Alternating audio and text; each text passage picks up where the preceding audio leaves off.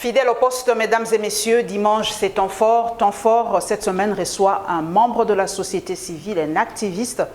Avec lui, nous allons parler de la Covid en République démocratique du Congo. Vous avez suivi, le docteur Muyembe nous a déjà mis en garde. La 4e vague risque de nous prendre, en tout cas, par surprise, si nous ne tenons pas ou si nous ne respectons pas les gestes barrières et si nous ne faisons pas vacciner. Nous allons parler évidemment de la situation politique en République démocratique du Congo, la tension au sein de l'Union sacrée. Est-ce que Moïse Katumbi va-t-il quitter finalement l'Union sacrée? Nous allons décortiquer un peu le propos de Délice Essanga à TV5. Font-ils du charme à Martin Fayoulou? Y aura-t-il cette fois-ci, comme on le dit en politique, les alliances se font et se défont, y aura-t-il une nouvelle alliance entre Fayoulou et Tshisekedi ou entre Fayoulou et Kabila? Évidemment, nous allons parler des lois proposées à l'Assemblée nationale. Nous allons parler de la loi Tchani et de la proposition de la loi Tchani et de la proposition du député Daniel Mbao. C'est ça vraiment ce qui fait l'actualité tout à l'heure, sans oublier évidemment le côté de la justice, l'arrestation de Jacques Indala, et évidemment, entre guillemets, puisque nous l'avons lu sur la toile, bien qu'on nous a dit, merci à toi Pascal Moulegua, que c'est un fake news, que Matata Pogno aurait pris la poudre d'escampette. Très heureuse de vous recevoir, Victor Tesson. Merci beaucoup, madame.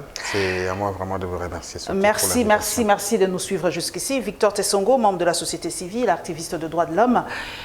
Toute première question, les droits de l'homme en République démocratique du Congo, ça ou ça? Je dirais c'est ça. Parce que nous voyons la réalité actuelle, ça ne nous rassure pas. Je me demande si nous sommes réellement dans le pays dirigé par le fils d'Étienne Tshisekedi, avec tout le discours durant 37 ans, et ils nous ont pompé les oreilles. Mais malheureusement, ce que nous voyons aujourd'hui démontre, je peux aller par des preuves palpables. Je vous en prie, il faut toujours des preuves. Évidemment, je prends la répression de manifestations, ça continue jusqu'à aujourd'hui. Et pourtant, lui-même, le chef de l'État a dit non par rapport à la répression. Nous avons des questions de la justice, l'instrumentalisation de la justice continue jusqu'à aujourd'hui. Je pensais peut-être qu'on était encore à l'époque de M. Kabila, mais aujourd'hui, c'est Tshisekedi. Je ne sais pas si je suis en train de rêver. Je prends l'affaire Matata Pogno, ça c'est l'instrumentalisation de la justice. C'est vrai qu'il y a des dossiers qui ont été cités énormément, il y a des dossiers judiciaires contre lui, mais lorsque nous voyons la procédure, la manière de faire les choses, cela ne garantit pas une bonne justice, cela ne garantit pas l'équité. Et donc aujourd'hui, la justice congolaise, c'est une justice encore sélective, c'est une justice à double facette. Si je me mets dedans pour essayer un peu de citer, nous avons les cas d'Étienne Longondo avec le Covid-19, la Covid-19, nous avons Dieudonné Lobo, un proche du président de la République qui était même à la présidence de la République, qui a été transféré à la prison de Makala. Mais aujourd'hui, moi je fais le monitoring presque chaque semaine au niveau de la prison de Makala.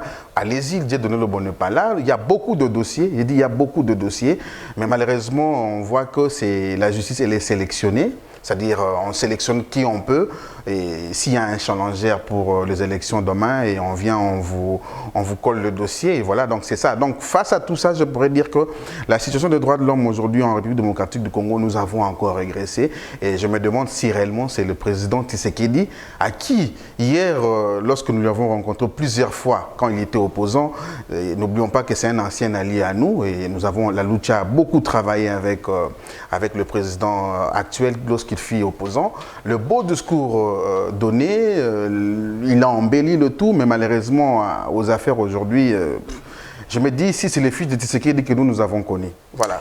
Avant de continuer, entre dans le bain en images, comme on dit chez nous, une image, 1000 mots, les temps forts en images. Arrêté le dimanche 18 juillet dernier dans son domicile par les agents de l'Agence nationale de renseignement, l'ANER en sigle, le coordonnateur national de la jeunesse de Ensemble pour les changements, Jacques Indala, a écopé 2 ans de prison ferme avec une amende de 500 000 francs congolais par le tribunal de paix de Kinkole. Rappelons qu'il lui est reproché pour incitation à la désobéissance civile à travers de messages audio qui circulent sur la toile. Mais selon Georges Kapiamba, président de la CAJ, le condamné a droit de faire appel contre cette décision. Affaire à suivre. L'inspecteur général des forces armées de la République démocratique du Congo, le général d'armée Amici Kumba Gabriel, à la tête d'une très forte délégation composée des experts en matière de finances et des inspecteurs militaires des forces armées de la République démocratique du Congo, est arrivé à Bunia le dimanche 18 juillet 2021 pour une mission de service, le contrôle de l'utilisation des fonds publics mis à la disposition des forces armées de la République démocratique du Congo. L'inspecteur général des forces armées de la République démocratique du Congo a reçu l'instruction de la haute autorité par le biais du ministre de la Défense nationale et anciens combattants de procéder au contrôle des fonds publics mis à la disposition des forces armées. Il a débuté cette opération du contrôle par les organes centraux de Kinshasa. Après l'étape de Kinshasa, vient le tour de deux provinces en état de siège, province de l'Ituri et la province du Nord Kivu. À Bunia, chef-lieu de la province de l'Ituri où il est arrivé hier, il a entamé le contrôle ce lundi 19 juillet 2021 par le gouvernorat qui a mis tous les responsables des finances et leurs services à la disposition de l'inspectorat général pour cette fin. Devant contrôler, on ne peut pas laisser l'argent de l'État, les fonds publics comme ça.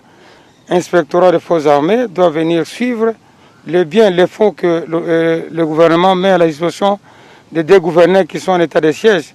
Et là, on avait commencé à Kinshasa dans des organes centraux, donc c'est là où l'argent sort. Nous sommes venus dire au monsieur le gouverneur, et lui-même, il vient de mettre tous ses services financiers à la disposition de la délégation. Après, vous les saurez. Rappelons que ce contrôle a pour objectif la rationalisation des ressources mises à la disposition des unités des forces armées de la République démocratique du Congo pour l'accomplissement de leurs missions régaliennes en s'intestant de l'état des sièges, restaurer l'autorité de l'État, lutter et mettre fin à la pratique des antivaleurs au sein des forces de défense et de sécurité, comme l'avait dit le président de la République, chef de l'État, commandant suprême des forces armées de la République démocratique du Congo, Félix Antoine Tshisekedi, lors de son séjour en Ituri et au Nord Kivu. Tenez, selon le rapport partiel du contrôle des structures de Kinshasa, un montant colossal en millions de dollars, plus ou moins 13 millions de dollars américains, a été retrouvé indûment gardé par certains commandants dans le mépris total des règles de gestion des finances publiques pendant plus d'un mois. Cet argent a été récupéré et consigné pour remettre au ministère de la Défense nationale et anciens combattants. En cas de détournement avéré, les auteurs seront suspendus de leurs fonctions et déférés à la justice militaire pour répondre de leurs actes. Après la province de l'Ituri, viendra le tour de la province du Nord Kivu. Son Excellence, le ministre de l'Économie, Jean-Marie Kalumba, a annoncé la baisse du coût de billets d'avion à travers toute l'étendue du territoire congolais.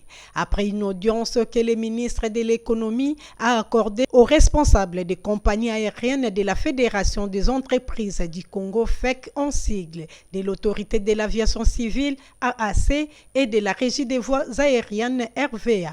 Son Excellence Jean-Marie Kalumba a trouvé intérêt d'attente avec toutes les parties prenantes, car parmi les causes qui favorisaient la hausse du prix de billets d'avion, il s'agit de la taxe d'autorisation d'importation d'avions qui est passée de 700 000 $ à 10 000 $. La redevance sur le parking qui était négociée de 250 $ en Chili contre 30 $ et 50 $ dans les pays voisins. La remise en place d'un mécanisme allégé de dédouanement de pièces de rechange et de l'extraction de la redevance sûreté et sécurité et la RVA du prix des billets. Pour rappel, lors de la 9e réunion du Conseil des ministres, il était indiqué que les efforts du gouvernement de la République démocratique du Congo, de son côté, décident de la réduction des taux de la taxe sur la valeur ajoutée TVA de 16% à 8% sur les tarifs du transport aérien. Victor Tessongo, vous parlez de l'instrumentalisation de la justice. Mais on dit aussi que la Lucha et les autres organisations de droits de l'homme sont instrumentalisées par les impérialistes prenant les propos de Lambert Mende. Ça, ce sont de propos déjà habituels, si je peux dire. Nous sommes habitués à ça. L'État congolais ne finance pas les organisations privées. Et qui vous finance? Non, je dirais même... Qui vous finance? Ce sont les mêmes personnes qui financent la République démocratique du Congo. Les bailleurs de fonds? Mais évidemment, ce n'est pas seulement les bailleurs de fonds. Il y a des pays qui financent. Aujourd'hui, le droit humain est encadré par les Nations Unies, qui déboursent des sommes par rapport à ça. Donc dire que nous sommes instrumentalisés pour devoir dire ce qui est clair, je dis non, je dis absolument non. Et puis de deux, la question que moi je me pose toujours, est-ce que pour parler des questions de droits de l'homme, il faut qu'on vienne me dire que voilà, il y a des bavures par rapport aux droits de l'homme? Pour me dire que la justice ne marche pas dans ces pays, est-ce qu'il faut qu'un blanc sorte de l'autre côté en Europe ou aux États-Unis, ou bien un noir qui vient de l'Afrique du Sud, ou bien venu d'où je ne sais, venir me dire voilà Victor, voilà, il y a des violations de droits de l'homme? Je suis juriste de formation, j'ai appris, j'ai étudié ici à Kinshasa, je finis à l'UNIKIN, j'ai appris le droit par les mêmes professeurs aujourd'hui qui sont là à la politique. Je prends entre autres le professeur Kalouba qui est à la Cour constitutionnelle qui m'a enseigné le droit. Et donc quand je vois devant moi, il y a des habits, je ne peux que me lever pour devoir le dire en tant que citoyen d'abord et puis de dire l'amour que je porte par rapport à mon travail en tant qu'activiste des droits de l'homme. Donc je dirais que c'est un faux discours, c'est un discours déjà connu et la seule façon pour eux de pouvoir échapper, c'est de dire cela. Et donc, Nous allons commencer par la Covid, 4e vague en cours. J'ai suivi le professeur Mouyembe personnellement. Et beaucoup se disent, mais est-ce qu'il y a une démarcation entre la 3e et la 4e vague? On y comprend pas. Non, mais vous savez, madame, ça fait très mal la manière dont nous sommes dirigés dans ce pays ici. Les questions de redevabilité vis-à-vis de la population. Vous criez 3e vague, 3e vague. Effectivement, on ne refuse pas. Oui, il y a Covid. Non, c'est la 4e qui arrive. Hein. Non, je parle de la 3e. Mais la population, si elle ne le suit pas, c'est parce que d'abord les autorités elles-mêmes aussi ne s'appliquent pas par rapport à ça. Vous vous souviendrez, le président de la République a instauré le couvre-feu dans ce pays, mais lorsqu'il est arrivé à Goma, avec les députés, les députés provinciaux, avec le notable de Goma, il a même bien dit devant lui, aujourd'hui nous allons d'abord violer momentalement, et je crois qu'il y a le corps armé. Est-ce qu'il a dit ça? Mais si, il a dit ça. Il y a des vidéos à Goma qui circulent jusqu'à aujourd'hui. Donc moi je dirais aujourd'hui que le pouvoir, les dirigeants ne rassurent pas la population. Oui, 4e vague, mais il faut quand même expliquer les gens.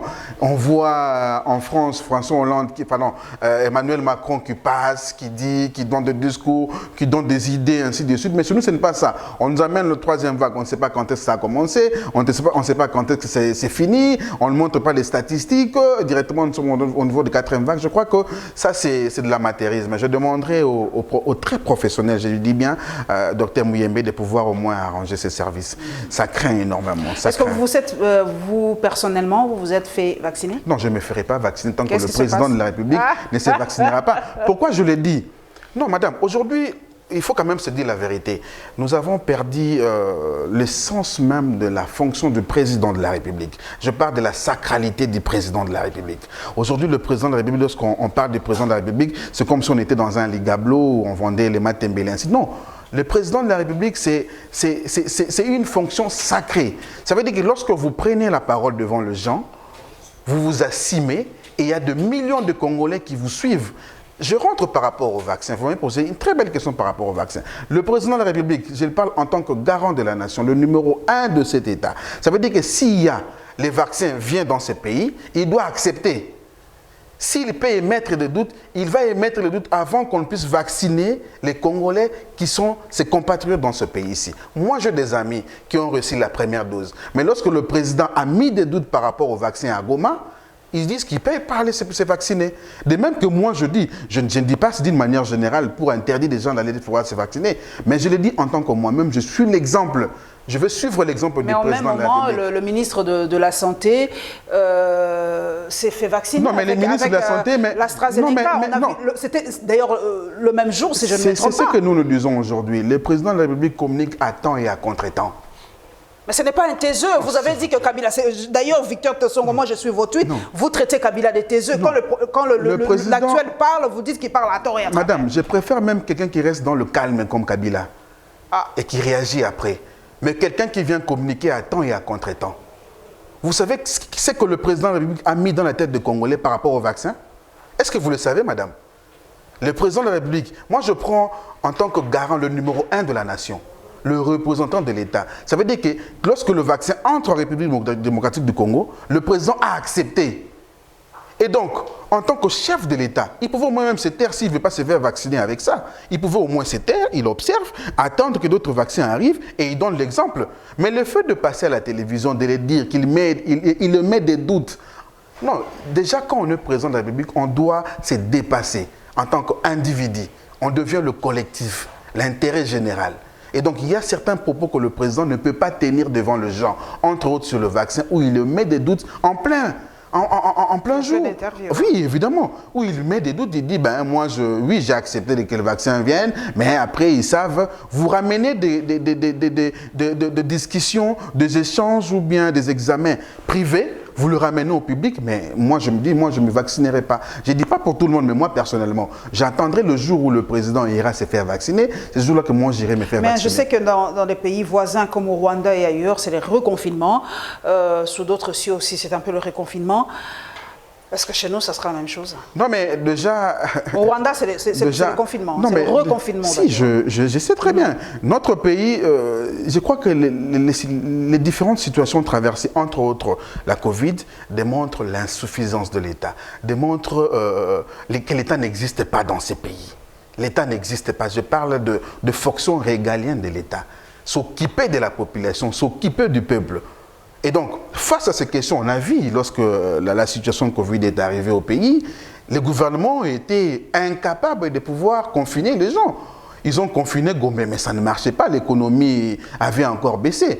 Donc ça veut dire qu'aujourd'hui, nos autorités, l'État congolais, je prends le président de la République, le gouvernement, toutes ces institutions-là doivent travailler pour améliorer les conditions de vie des populations. Parce qu'on aura pire demain que Covid. Mais déjà pire, j'ai lu sur un média, sur Twitter, qu'il y a déjà une genre de variante, une autre variante en Inde qu'on appelle le champignon noir, si je ne me trompe pas, je ne sais pas si vous avez lu, où on doit enlever les yeux, le nez, des trucs comme ça.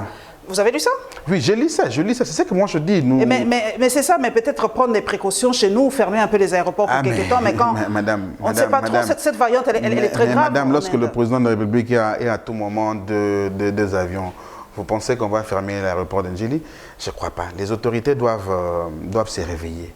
Ça, je l'ai dit en tant que citoyen, en tant que Congolais. Nous devons nous réveiller. Nous allons maintenant parler un peu de ce qui se passe à l'Union Sacrée. Victor Tessongo, membre de la société civile. Vous avez dit que vous avez été très proche du président actuel quand il était opposant. Et aujourd'hui, nous savons que le président avait lancé cet appel au rassemblement pour sauver ce pays. C'est la vision de l'Union Sacrée, mais aujourd'hui, il y a des fissures déjà. Des fissures. Alors, je vous pose la question, carrément. Est-ce que l'Union Sacrée pour la nation tiendra-t-elle le cap 2021? Madame, même la Bible le dit. Lorsque vous ne bâtissez pas la maison avec Dieu, c'est l'effondrement après. Mais regardons le fondement de l'Union Sacrée. C'est la violation de la Constitution. Pourquoi? Mais je reviens, je vais bien m'expliquer. Vous allez à l'Assemblée nationale, peu importe l'organisation des élections en 2018. Moi, j'étais parmi les premières personnes qui ont interpellé le président de la République.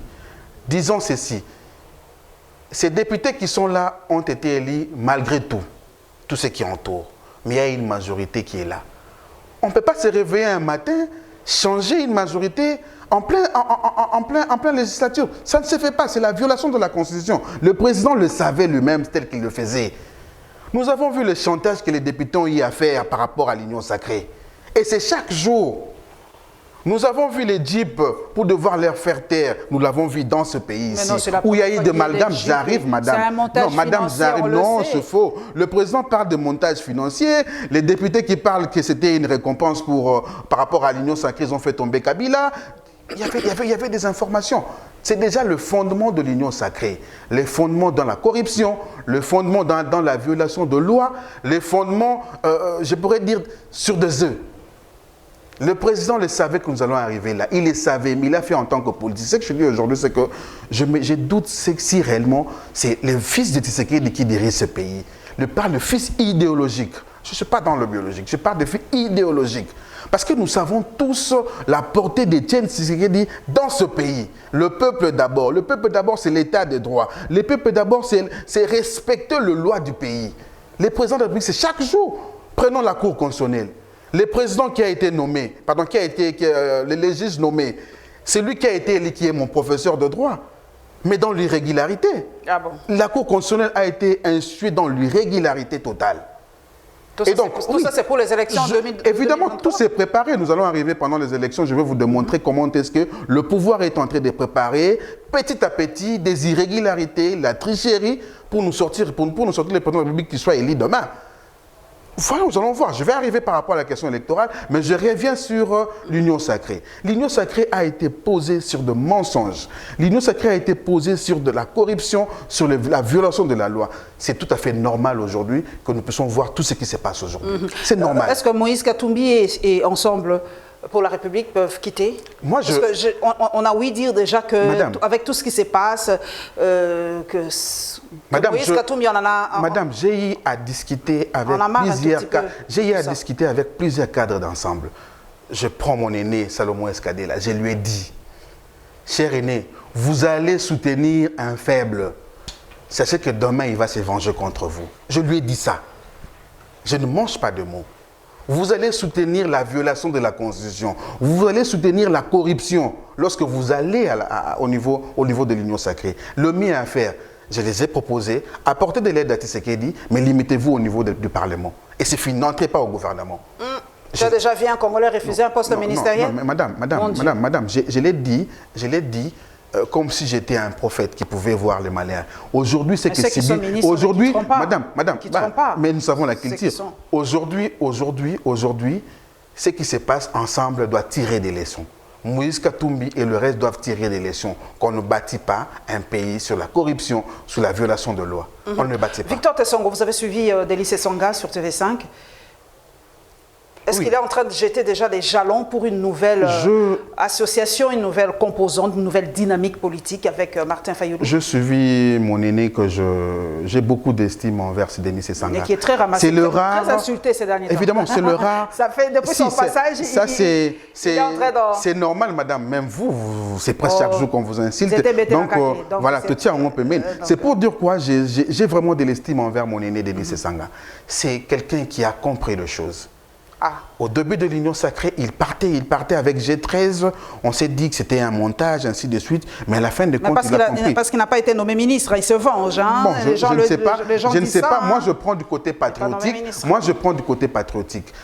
Je parle par rapport aux élections, par rapport à Dédis Sanga sur la loi électorale, ainsi de suite. Nous, la Lucha, nous avons bien dit, par rapport à un agenda citoyen, nous devons nous lever dans ce pays ici. Lorsque le président de la République a promulgué la loi organique sur la CENI, c'est le chaos. Je dis bien que c'est le chaos. 2023, c'est le chaos. Et c'est une crise à répétition. Comment se fait-il? Vous êtes un prophète de malheur. Pourquoi le chaos? Pourquoi souhaiter le chaos? Non, madame. Quels sont les signes que vous avez? Mais si, j'ai bien dit, madame. Je l'ai bien dit, madame, vous avez des enfants avec vous, vous avez un mari dans votre maison, mais vous préparez, non? Il faut préparer l'avenir pour les enfants. Vous devez préparer l'avenir pour les enfants. C'est comme aussi un pays aujourd'hui, madame. Je prends par rapport aux questions électorales que mon aîné Denis Sanga, que je rejoins à force, je le dis bien, nous avons formulé de réformes dans ce pays. Pourquoi Ossar Malonga est parti? Parce que c'était une imposition, nous nous sommes levés, nous avons dit non, attendez d'abord, finissons avec les réformes. Et après, nous allons voir par rapport à la désignation. Mais d'ici là, il y aura déjà... J'arrive, madame. La loi, nous avons apporté de réformes, la dépolitisation de la CENI. Mais cette loi que le président vient de promulguer, c'est la politisation encore pire de la CENI. À outrance. C'est plus que même ce que Kabila nous a posé. Ah bon? Mais je le dis tout haut, madame. Le président Félix fait le pur que même Kabila dans ce pays ici. Qu'est-ce qu'il a fait? Mais je le dis. C'est la composition. Qu'est-ce que vous reprochez à la composition? Madame, la composition, la CENI doit rester un organe neutre. On a bien dit une institution d'appui à la démocratie. Laissons à la société civile de pouvoir conduire la CENI. Et vous êtes neutre? La société civile congolaise est-elle neutre? Non, mais madame, je dis bien, laissez à la société civile de pouvoir conduire au moins la CENI. Ne venez pas avec des politiques où on ramène 3 vice-présidents, 2 vice-présidents, on ramène des postes, ainsi de suite. C'est pour étouffer. C'est pour étouffer les choses. C'est comme ça que nous avons dit aujourd'hui. Il y a l'agenda citoyen. C'est comme ça que notre aîné, Denis Sanga, nous a rejoints. Pour dire que nous devons nous lever aujourd'hui. Nous devons nous lever, manifester contre tout ce qui se prépare. Mbosso est venu, je prends Mbosso qui est là avec son équipe, mais c'est pour devoir instrumentaliser les choses, c'est pour devoir arranger un terrain bercé pour le président de la République, afin qu'il soit élu après 2023. C'est la fraude. Nous organisons... Non, ce ne sont pas des procès d'intention. Non, madame, je l'ai dit tout haut, je le dis. Ce ne sont pas des procès d'intention. Nous voyons ce qui est comme réalité sur le terrain. Nous avons commencé avec la Cour constitutionnelle, dans l'irrégularité. Nous allons aujourd'hui avec les élections. Par rapport aux réformes, aucune réforme n'a été prise en charge. Aucune réforme. On n'a pas tenu compte de tout ce que tout ce que le G13 avait proposé, on n'a pas tenu compte de ça. Évidemment, au contraire, madame, ça a accentué encore le pays. Ça accentue encore la fraude électorale dans ce pays. Est-ce que nous allons, Victor Tessongo, calmement vers l'inanition de la nation, c'est ça? Évidemment. Moi, je le dis tout haut. Je ne prédis pas le malheur, mais je vois la réalité qui se passe aujourd'hui au travers du pays. Je regarde la réalité. C'est comme ça que nous, la société civile, dans l'ensemble, nous appelons le politicien à avoir un sens patriotique. Le peuple doit s'élever, je l'ai dit au travers de votre caméra. Le pauvre peuple s'est déjà levé combien de fois? Non, le peuple... C'est vous les politiques et la société civile. Non, moi je transformez tout. Non, madame, le peuple se lève, le peuple marche, le peuple fait tout ce qu'il peut faire. Mais quand vous arrivez ensemble, vous les politiques, vous faites des cadeaux. Madame, tant qu'on aura... Madame, tant qu'on aura un peuple faible... On n'est pas faible, il ne faut pas dire au Congolais que c'est un peuple faible. Non, madame, s'il vous plaît, je ne parle pas de la faiblesse dans le sens de pouvoir... je pourrais dire physiquement ou quoi que ce soit. Non, moi je parle de la faiblesse sur des questions essentielles du pays. C'est ça que je parle de la faiblesse. Nous devons être un peuple éveillé sur des questions essentielles du pays. L'Est, ça ne marche pas, nous nous levons pour devoir parler de ça. Lorsque le président de la République veut la Constitution, nous nous levons pour devoir dire c'est ça. C'est ça le problème. Et aujourd'hui, en tant que société civile, nous sommes le pont entre le politique et le peuple, nous sommes au milieu. C'est pour rappeler au peuple que levez-vous. Ce qui se prépare actuellement au niveau de la CENI, c'est le chaos électoral. C'est un push qui va s'organiser par rapport à tout. D'ici là, on saura la composition. C'est ce que nous disons, madame, c'est dans l'irrégularité. Madame, qu'est-ce que vous allez faire? Madame, c'est dans l'irrégularité. C'est ce que je dis, hein, madame. Ce que Kabila y a fait hier, c'est ce qu'il le fait encore d'une manière encore améliorée. Wow. C'est ce que je dis au début. Je me demande si réellement c'est le fils idéologique du président Étienne Tshisekedi dans ce pays. Aujourd'hui, vous avez dit que nous devons nous occuper un peu des choses essentielles. Évidemment. Mais qu'est-ce que vous voulez? C'est la République démocratique du Congo. Il y a 2 propositions de loi qui nous a fait marcher pendant un mois sur la toile. Il n'y avait que ça, la proposition de Tchani et la proposition de Mbao. Est-ce que pour vous trouvez que ce sont des propositions inutiles ou pas du tout opportunes en ce moment? Je ne dirais pas inutile, mais je dirais que ce n'est pas opportun. Je pars un peu rapidement chez mon aîné Noël Tchani par rapport à sa loi. Madame, et qui bloque tout le monde sur Twitter, hein, quand vous n'êtes pas d'accord, il vous bloque. C'est ça c'est de l'intolérance. Je dirais à mon aîné de regarder le contexte politique actuel. Nous avons, si nous faisons des études comparatives, je prends la Côte d'Ivoire, nous avons vu où la Côte d'Ivoire nous a conduits. Aujourd'hui, pour moi, c'est pas l'ivoirité. Non, c'est la même chose, madame. C'est la congolité. C'est même pas la congolité comme il dit. C'est le verrouillage des postes régaliennes. Et congolais, qu'on soit de père, qu'on soit de mère ou qu'on soit le deux, on est congolais dans ce pays. Ça va? On est congolais dans ce pays. Dans ces pays, des Congolais de père ou qui ne sont pas de mère ou quoi que ce soit, on sait le rapport. Demandez à Noël Tchani qui a père comme mère congolais, qu'est-ce qu'il a fait dans ce pays? Il a étudié à la Banque mondiale. Et après, madame, qu'est-ce qu'il a apporté dans ce pays? Il vous a proposé un plan Marshall. Qu'est-ce qu'il a apporté dans ces pays? Il vous a proposé un plan Marshall que vous n'avez pas accepté. Madame, s'il vous plaît, je crois que le pouvoir ne peut pas utiliser des manœuvres frauduleuses pour devoir écarter certains candidats. Ce n'est pas bon. Donc pour vous, cette loi, c'est pour écarter... Je l'ai dit très bien. C'est pour écarter Moïse Katumbi. Madame, non, madame... Mais c'est ça. Madame, non, attendez. Je parle de Katumbi. Je parle même des milliers de Congolais. Je parle beaucoup. Augustin Kabouy a dit que Moïse Katumbi n'est pas le seul métis ici en RDC. Vidi et Chimanga ne partagent même pas ce point de vue. Non, mais oui, je l'ai dit très bien, madame, que cette loi ne tient pas debout aujourd'hui, à l'heure actuelle. Ça ne tient pas debout. Construisons le pays. Apportons des propositions qui vont amener que le pays aille de l'avant. Est-ce pour vous cette proposition? Non, pour moi, cette proposition-là, je le mets de côté. Pensons maintenant, nous avons une question qui est bien basée sur des questions électorales, où l'orientation du peuple va être désorientée demain. Et la loi de Daniel Mbao, la proposition? Bon, la loi de Daniel Mbao, moi je me dis, c'est du populisme, c'est une loi qui ne tient pas debout aujourd'hui. Nous avons combien? Près de 400 ethnies dans ce pays avec chaque culture, ainsi de suite. Vous venez nous imposer, madame. Mais il vous impose un prix témoin, mais chaque tribu garde ses valeurs. Madame, nous sommes africains, nous sommes congolais. Moi, je peux me marier avec 30 000 $, je peux me marier avec 50 000 $, l'autre peut se marier avec $100. Ça dépend de moi, ça dépend de la manière dont on veut honorer sa femme. Ça dépend. Tout. Moi, je crois que c'est une loi populiste qui n'a rien à voir avec, les questions essentielles de ces pays. Et quelles sont les questions essentielles? Les questions essentielles sont des questions électorales. À part ça, ce sont des questions de la justice. Ce sont des questions de la justice. De la justice. Oui, je l'ai bien dit ici, les affaires de la justice. Aujourd'hui, on veut contourner les choses. Quand je prends le dossier Matata Ponyo, madame, les dossiers Matata, c'est noir sur blanc, c'est un acharnement. Comment c'est, je l'ai dit bien. Mais il a fouillé, non? Non, Matata n'a pas... Non, madame, je ne suis pas venu défendre Matata. Mais non, mais nous je regarde, moi, je le parle... Même si on dit que c'est un fake news. Madame, mais... non, je le dis bien en tant que défenseur des droits de l'homme.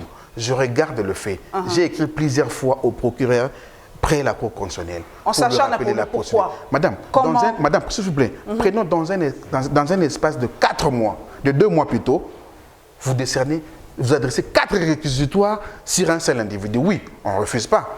Le Sénat, par rapport à l'affaire Boukangalonzo, nous avons enquêté sur l'affaire Boukangalonzo. Nous sommes entrés dedans sur l'affaire Boukangalonzo. L'affaire Boukangalonzo, c'est le gouvernement congolais qui n'a pas pu donner de l'argent par rapport à ça. Oui, on peut dire qu'il y a beaucoup de choses, mais dès lors que les immunités sont là, c'est un droit constitutionnel. Les députés, les sénateurs ont refusé de pouvoir les livrer. Le procureur vient avec un quatrième réquisitoire par rapport à la dette publique. Matata a été livré d'une manière frauduleuse, je le dis très bien. Et Matata se présente devant le procureur près la Cour constitutionnelle. Le procureur se voit limité par rapport aux preuves. Il relaxe Matata Ponyo. Et le lendemain, on revient sur l'affaire Boukangalonzo. Non, on ne peut pas revenir sur l'affaire Boukangalonzo. L'affaire Boukangalonzo, il faut le dire la vérité au peuple congolais. Je le parle en tant qu'activiste des droits de l'homme, je le parle en tant que juriste. Par rapport à cette session, cette législature, l'affaire Boukangalonzo est clôturée. S'il faut poursuivre Matata, ça c'est le droit, madame, je le dis très bien. S'il faut poursuivre Matata, il faut attendre la législature prochaine. S'il n'est pas élu, oui, là on peut maintenant le poursuivre comme on veut, comme tout individu. Mais pour cette législature ici, c'est fini. C'est fini par rapport à l'affaire Boukangalonzo. Le procureur ne peut plus revenir sur ça. Et pour l'affaire Zaïrisation, le procureur ne peut plus revenir. Même Zaïrisation? Non, si au moins il trouvait qu'il y avait des preuves.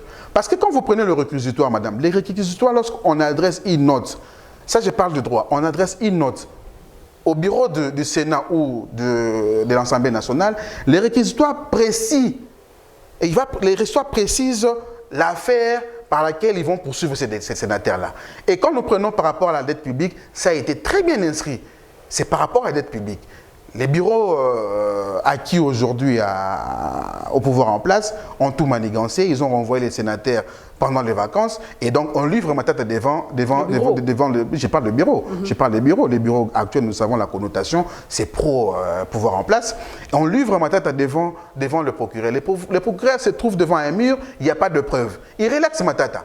C'est ça que dit la loi. On l'accepte. Mais il ne peut pas revenir sur l'affaire Boukangalonzo. Non. Parce que cette affaire-là, madame, a été votée, nous avons tous suivi, vous et moi. Quand nous prenons le 3e réquisitoire, ça a été très bien écrit, c'est sur l'affaire Boukangalonzo, les sénateurs ont refusé. C'est de leur droit, c'est un droit constitutionnel. Dès lors que l'Assemblée plénière, qui est souveraine, a refusé de pouvoir livrer Matata, les procureurs ne peuvent plus revenir sur cette affaire. Ça, c'est les droits. Je crois que vous avez même suivi le professeur Njoli, a très bien expliqué, c'est un professeur de droit constitutionnel, qui a très bien expliqué le droit parlementaire. Moi, je ne suis qu'un élève qui vient donner ce que le maître a donné. Et donc, ça veut dire que l'affaire Boukangalonzo, il faut te dire la vérité. C'est clos pour cette législature ici. Ok, et l'affaire Zaïrisation? L'affaire Zaïrisation, le procureur a décidé par main levée de pouvoir relaxer Matata. Parce qu'il a vu qu'il n'avait pas de preuves. Mais si aujourd'hui, il y avait de preuves pour lui, il dit, ben voilà, moi je me retrouve avec des éléments nouveaux, eh bien, il va encore inviter Matata et attendre Matata. S'il faut, il y a des preuves accablantes par rapport à Matata, on le court, il part à se défendre devant le juge. Comme nous sommes dans le domaine de la justice, parlons un peu du cas de Jacques Ndala, qui a été arrêté et condamné à 2 ans de prison, voilà, pour incitation à la violence et désobéissance aux autorités de la République. Procès équitable, il a eu droit à un procès équitable. Madame, je vais parler à 2 phases. D'abord, je condamne le propos de Jacques Ndala. Okay. Ça, je le parle en tant qu'un non-violent. Nous prenons la non-violence pour devoir défendre ce pays ici. Gandhi et Martin Luther King. Si, voilà. Nous ne pouvons pas aujourd'hui nous baser pour défendre nos droits et utiliser la violence. C'est la méthode que nous avons apportée avec la lucha, la non-violence dans ce pays ici. Et ça a marché aussi. Ça a marché avec nos calicots, nous défendons le pays, on nous arrête, nous sommes là. Mais les propos de Jacques Ndala, c'était l'au-delà même. C'était l'au-delà. Mais maintenant, je reviens maintenant aux fondamentaux. La procédure, je suis contre cette procédure-là. Madame, dans ces pays ici, nous avons connu les gens comme le fils Moukoko. Vous le savez très bien. Du temps. Madame, au-delà même de ça, vous avez été insulté. Jusque même à tenir vos parties intimes. Avez-vous entendu que le procureur s'est levé pour poursuivre ces gens en flagrance? Nous avons suivi avec parce vous. Que nous ne Madame, s'il vous plaît, j'arrive. Madame, voilà, maintenant il y a une plainte. Madame, voilà, maintenant il y a une plainte. Je vous dis que moi, je suis un auxiliaire de la justice. Je suis de droits de l'homme. Je suis tout le dossier de droits de l'homme par rapport aux questions de la justice. Le ministre et l'ancien ministre de Finances, Sélé Yalagouli, les propos tenus par le secrétaire général actuel de l'IDPS, Augustin Kabouya, qui a tenu des propos contre le ministre, disant que Toyebi Ndakunaye, Toyebi, ce sont les mêmes propos que Jacques Ndala, Toyebi Ndakunaye, Toyebi, Toyebi. Quand on dit à Lingala, Toyebi, c'est qu'on part brûler, il a porté plainte dans ce pays ici. Quelle est la suite? Sans suite. Dans ce pays ici, les parlementaires debout, c'est chaque jour qu'ils descendent des gens. Madame Zanine Mabunda, vous êtes là, vous êtes une femme. Nous avons suivi des vidéos. Quelle est la suite de ces Madame Janine a-t-elle porté plainte? Non, mais madame, non, au-delà même de ça, est-ce que Jacques Ndala en a porté plainte par rapport à Jacques Ndala? Si, dites-moi, quelle est la plainte? Quelle est la plainte? On a déposé. Non, montre-moi la plainte, le procureur s'est saisi d'office. Il s'est saisi. Quelle est la plainte, madame? Où est la plainte? Non, le procureur s'est saisi d'office. C'est ça la flagrance d'office, c'est ça? Non, ça veut dire quoi, madame? Non, les procureurs, les magistrats et l'organe qui contrôle, l'organe qui protège la loi. Ok. C'est-à-dire qu'il peut tomber sur une infraction n'importe où et faire un procès comme il veut, une instruction par rapport au dossier. Parce que lui, sans qu'il y ait plainte, il peut se saisir de lui-même. Nous nous battons ici, les procureurs qui passent, il appelle la police, on nous arrête, on le jette en prison, il nous entend sur PV, il nous transfère devant le juge naturel. C'est tout à fait normal. Les procureurs peuvent se saisir d'office sans qu'il y ait plainte. Madame Janine Mabunda, une personnalité dans ce pays, une femme encore de plus, qui a été insultée, vilipendée, par Cholet, qui est un membre du Parlement debout. Nous le suivons chaque jour, les parlementaires debout, madame. Mais pourquoi pas l'appliquer? Ce que je dis au début, c'est que la justice est sélective. Mais le chef de l'État madame. Il a dit sans qu'il y ait une certaine instrumentalisation de la justice par ses proches. Mais il est dit, mais qu'est-ce qu'il fait? C'est lui le garant de la nation, non, madame? Qu'est-ce qu'il peut faire? Non, mais il peut taper, madame, il peut taper sur sa table. Nous savons, madame, c'est ce que je dis. La fonction du président de la République, madame, aujourd'hui, tout le monde voit tchanga tchanga boy. Non, c'est la sacralité. Quand le président parle, les murs doivent écouter aussi. La justice doit s'élever et être droit. Vous comprenez, madame? C'est dans ce sens-là. Donc pour vous, Jackie a été injustement incarcéré? Non, pas injustement. Je dis bien, par rapport aux faits, je les condamne. Mais je dis par rapport à la procédure maintenant. Non, on n'est pas allé avec Jackie dans la flagrance. Non, moi je dis non. Non, madame, non. Même si on parlait d'un temps voisin. Quand on dit flagrance, qu'est-ce qui se passe? C'est l'infraction qui vient de se commettre, ou bien qui se commet au moment. Donc on juge immédiatement. Je suis là, je prends le couteau, je vous mets dans le ventre, et les procureurs qui viennent, on me prend, on part avec moi devant le juge. On parle de temps voisin et autres, non. La procédure, Jackie, je condamne, je l'ai bien dit que je le condamne. Ce sont des propos agressifs.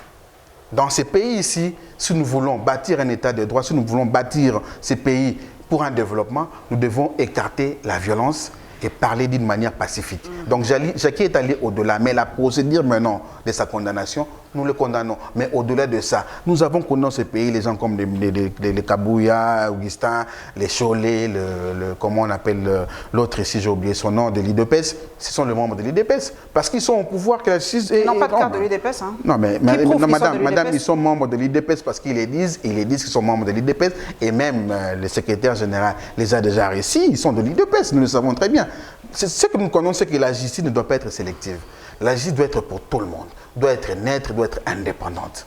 Et là, le président Tshisekedi, c'est down, il a échoué. Du côté de la justice aussi. Il a échoué. Victor Tessengo, membre de la Lucha, l'Est de la République, nous y allons en prenant CA, puisqu'on n'a pas une compagnie nationale. Prenons CA, c'est un peu de la pub, bon, faisons là un peu de pub, c'est la seule compagnie qui nous reste. Alors, le chef de l'État y a séjourné, des mesures sont tombées. Mais la louche n'est toujours pas contente. J'ai l'impression que vous n'êtes toujours pas satisfaite. Non, madame, c'est pas dit que... Vous vous réveillez chaque jour. Madame, ce n'est pas que vous avez l'impression... Non, madame, nous vivons avec le peuple. Nous sommes avec le peuple. D'abord, nous-mêmes, nous sommes aussi le peuple, madame. Moi, je suis de l'Est du pays. Je viens de là, j'étais là. J'ai grandi là. J'ai fait mes études secondaires, primaires là-bas. J'ai fait l'université ici à Kinshasa, madame. Nous avons connu la guerre dans ce pays, madame. Et l'insécurité continue. Quand il est 18h chez moi à Goma, là où je vais, madame, vous ne voyez personne en cours de route. C'est de l'insécurité. L'État n'existe pas. Le président lui-même était là-bas à Goma. Il était lui-même à Béni. On a tué les gens, on continue à égorger. Hier encore, on est égorgé. Il y a même une question, une bombe qui a explosé. Nous le parlons, madame, nous le parlons. Aujourd'hui, la méthode a changé maintenant. C'est ce que nous voyons aujourd'hui par rapport au terrorisme. Nous l'avons bien dit, madame. Nous ne sommes pas contre le président de la République. Mais il doit nous apporter du concret. Vous apportez l'état de siège. Mais vous ne disposez pas de moyens. Dites-moi après, qu'est-ce que vous voulez, madame? Mais vous avez lu aussi qu'on a arrêté quelques militaires, quelques hauts gradés qui gardent avec eux, par devers eux, des millions et des millions de dollars consacrés à l'armée. Mais il fallait d'abord commencer, nous avons rappelé au président. Le mieux que nous, la Lucha, lorsque nous levons contre une décision, nous apportons des propositions. Nous l'avons bien dit. Vous voulez installer l'état des sièges? Bravo, c'est bon. Mais voilà d'abord les préalables. Les préalables sont là. On ne peut pas gagner, changer la chaîne de commande. On a parlé chaque jour, qu'il y a des généraux qui sont là-bas, qui ne font rien. Ils font le business de l'or, ils font des business de cobalt. Des généraux qui se retrouvent avec des immeubles ainsi par-ci par-là, madame. Nous l'avons bien dit. Avant de lancer l'état des sièges, assainissez d'abord l'armée. Arrangez les conditions de vie des soldats sur terrain. Permettez les militaires. C'est ce que nous avons dit, madame. Suivez le préalable, vous aurez un bon résultat. C'est comme pour les élections aujourd'hui, nous le disons très bien. Suivez les réformes, on aura un bon résultat. Mais lorsque vous mettez les réformes down, vous voulez venir nous imposer, mais vous préparez la fraude électorale. C'est une crise qui viendra encore après. Le président qui va venir, ou bien c'est lui qui va rester, voudra d'abord s'arranger avec la classe politique. Les temps passent, quickly, on doit aller aux élections. Il est incapable de pouvoir aller aux élections. On part au glissement. Mais l'état de siège n'apporte rien de positif selon vous? Mais madame, il n'y a rien de positif. Nous sommes là, madame, nous sommes avec vous. Hier, n'est-ce pas, on est égorgé. N'est-ce pas, avant-hier, madame, il y a eu des bombes. Regardez les bilans lourds de morts. C'est ça. L'état des sièges doit avoir de résultats, madame. Ces gouverneurs-là qui sont là. Un gouverneur militaire, qu'est-ce qu'il a à voir avec les régies financières? Qu'est-ce qu'il a à voir avec madame? Qu'est-ce qu'il a à voir avec des taxes? Mais il contrôle, non? Il a le plein pouvoir, non? C'est pas un état d'exception, un régime d'exception, quelque chose comme ça? Madame, même si on est dans l'exception, mais ce n'est pas de cette façon-là, madame. Oh. Moi, je dis que ce n'est pas de cette façon-là. S'il est là, je l'ai dit tout devant le micro, je crois que même mon aîné Juvenal l'a bien dit. Monsieur le gouverneur, vous êtes ici pour amener la paix. Mais la paix sans le pain, bon, s'il dit que bon, à Kangi, moi, on va porter Moukier par rapport au régime financier, s'il y a des fraudes, s'il y a de tout ça. Mais il régule tout ça. Où est le problème? Mais d'abord, sa mission principale, c'est dit, mais sa mission principale, c'est la paix. Pendant qu'on égorgeait à Béni, lui, il était à Goma, il a passé le temps, et c'est aujourd'hui qu'il s'est dit, bon, je ne vais pas quand même m'installer maintenant à Goma, et à Béni, il part maintenant s'installer à Béni. Mais pendant qu'il est là, on tue toujours les gens. Pendant que lui-même, le président de la République était là, on tuait toujours les gens. C'est-à-dire, après, comme avant, le président de la République, c'est la même chose. Rien n'a changé. Tu es trop dur d'air? Non, je ne suis pas dire, madame. Les Ivoiriens. Non, madame, je ne suis pas dire, madame. Madame, nous avons vécu la guerre dans ce pays, madame, à l'est des pays. J'ai vécu l'entrée de l'AFDEL. J'ai vécu Kundabatouare avec 1-23. Avec CNDP. J'ai vécu le 1-23. Lorsque Kunda est à 5 minutes de l'aéroport, moi, j'étais à Goma. J'étais à Kisangani avec la guerre de 6 jours. Mais tout ça, mais vous avez suivi aussi le chef de l'État qui a dit qu'il est temps, il est vraiment temps qu'on arrête de nous traiter, de nous comporter comme chien et chat. Il faut qu'on passe à autre chose. Le Rwanda ne changera jamais sa position, le Burundi, ni l'Ouganda, ni la Tanzanie, ni la RDC. Donc on est obligé d'être ensemble, de travailler ensemble, de collaborer. Madame, on est obligé d'être ensemble, oui, je ne le refuse pas. Mais nos autorités doivent faire respecter ce pays, madame. Ça fait très mal, madame. Vous êtes à Goma, traversez à Gisenyi, voyez la vie. Revenez à Goma, vous plairez. C'est ça le problème, madame. Nos autorités ne travaillent pas pour ce pays. Moi, ça me fait... Quand je parle de Goma, madame, je crois même par rapport à mon temps, vous voyez, j'ai baissé parce que ça me fait très mal. Notre pays ne mérite pas être à genoux de cette façon-là. Notre pays ne mérite pas aller exploiter l'or au Rwanda. On ne le mérite pas. Pour 5 millions, madame. 5 millions pour créer une usine. Soyons objectifs. Madame. Soyons objectifs. On n'a pas de source énergétique. le courant électrique, c'est un problème en République démocratique du Congo. On n'en a pas. Madame. Il faut être objectif, on n'en a pas. Non, madame, comment faire des usines sans électricité, sans courant électrique? Madame, soyons cohérents. Madame, c'est la vision.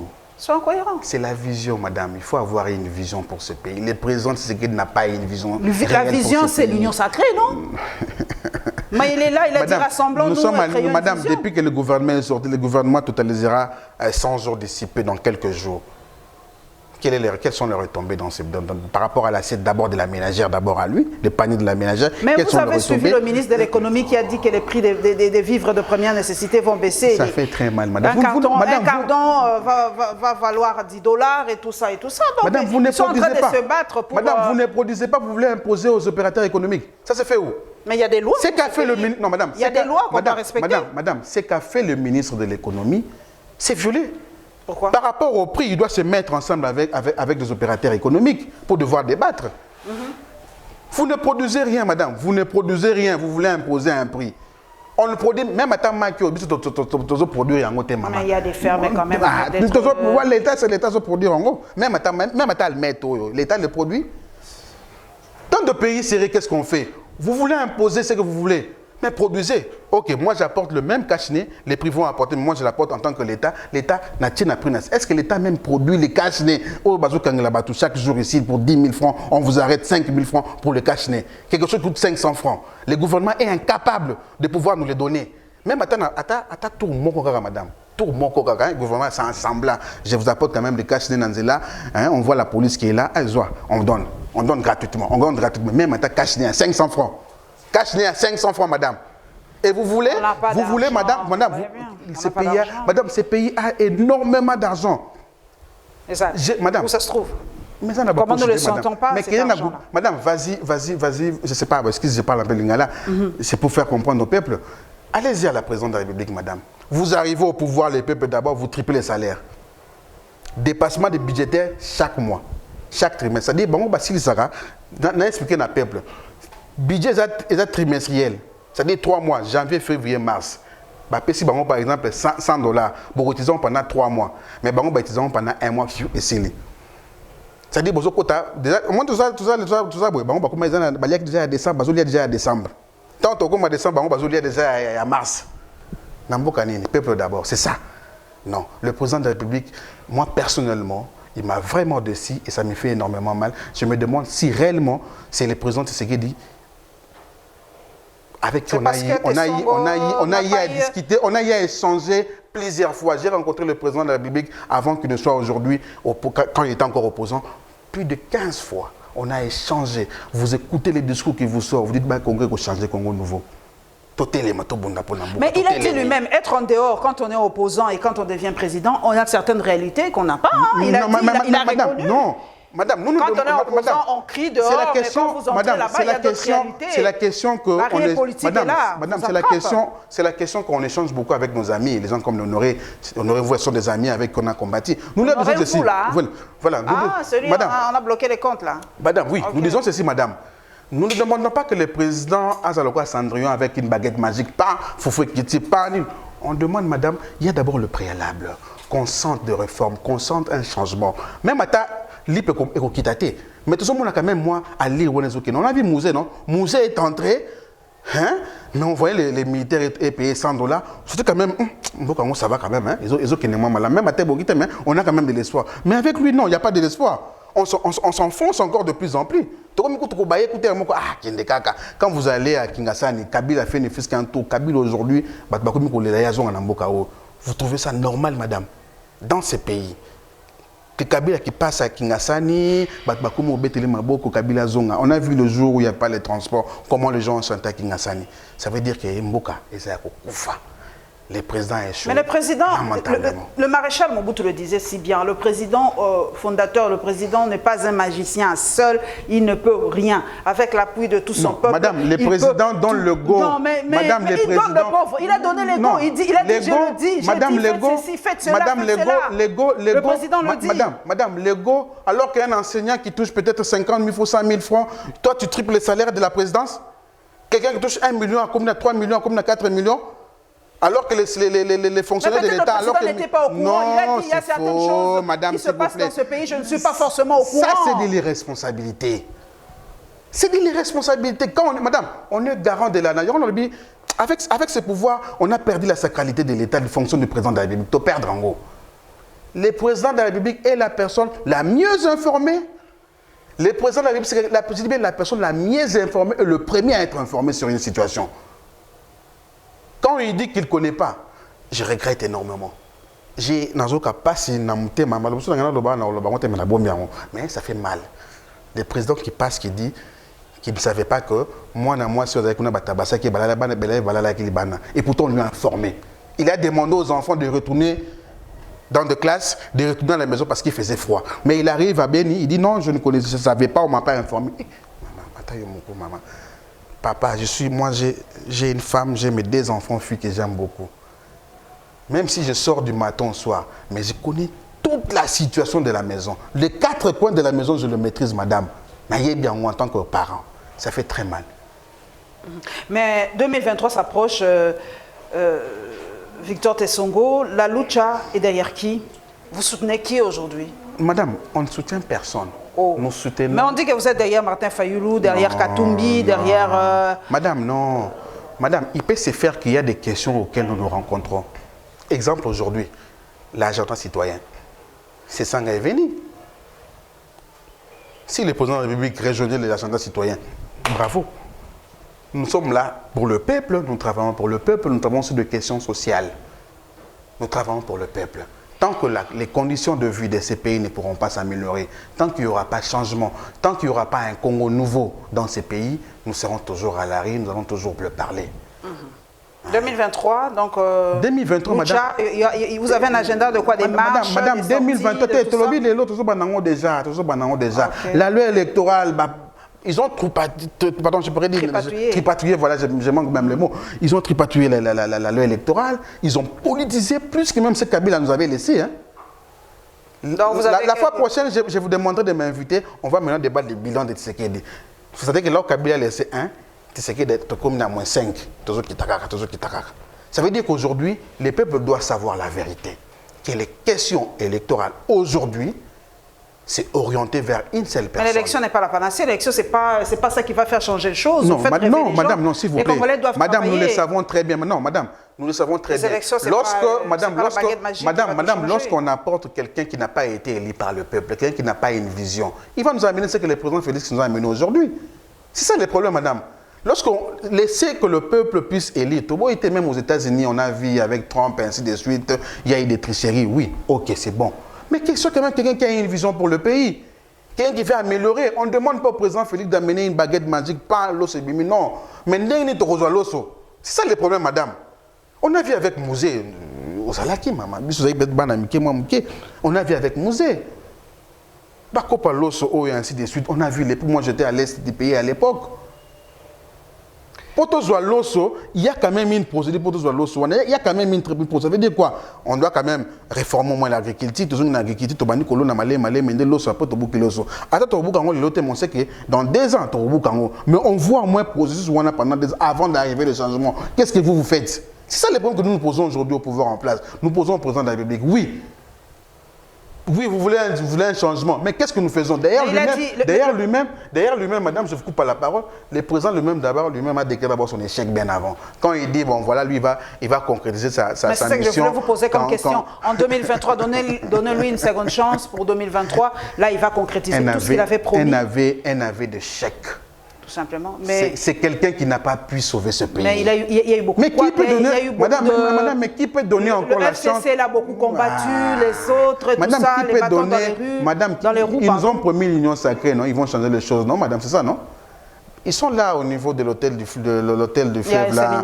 Ils font des séminaires, et là, ce qu'ils font, ce sont des aventures inutiles qui n'ont rien à voir avec la réalité, madame. Ils parlent d'autres choses alors que le peuple souffre. Incapable d'aller sauver nos frères qui sont à Goma. Mais le président dit que ce sont les autorités morales là qui posent. Non, madame, les ministres, au lieu d'obéir au chef de l'État, ils obéissent à leur autorité morale. Madame, il a dit niet, on en a marre des autorités morales. Madame, autorité morale. Alors qu'on part à Goma, le président est allé même là-bas à Goma. Qu'est-ce qu'il a fait à Goma? Mais je vous dis vrai, non? Moi, le génie militaire qui est en train de construire pour les sinistrés du volcan de Nirangongo. Ceux qui venaient de lancer ici, tout la djellous, quelque chose de Chiluba comme ça, ils ont wapi. Tu es jaloux, quelque chose comme ça. Et ça, wapi. Bah, ça, champion, il a relancé ma bleu côté. Mais tout le monde a cassé suite. C'est ça le problème, madame. Merci en tout cas. Merci Victor. Si on continue avec toi, on va prendre 2 heures, mais la télé, c'est les temps. Merci d'avoir passé cette heure avec nous, membres de la Lucha, société civile. Nous avons parlé, en tout cas, mesdames et messieurs, de ces 3 temps forts de l'actualité de notre pays cette semaine. Restez branchés sur le programme de MB Télévision et merci à celle qui m'a habillée ce dimanche, MB Style. Très bien habillée, vraiment. Merci beaucoup. 50 ans, mais quand même, on garde notre âme d'enfant. Et on se retrouve vraiment, mesdames et messieurs, le dimanche prochain, avec le même plaisir. Inch'Allah.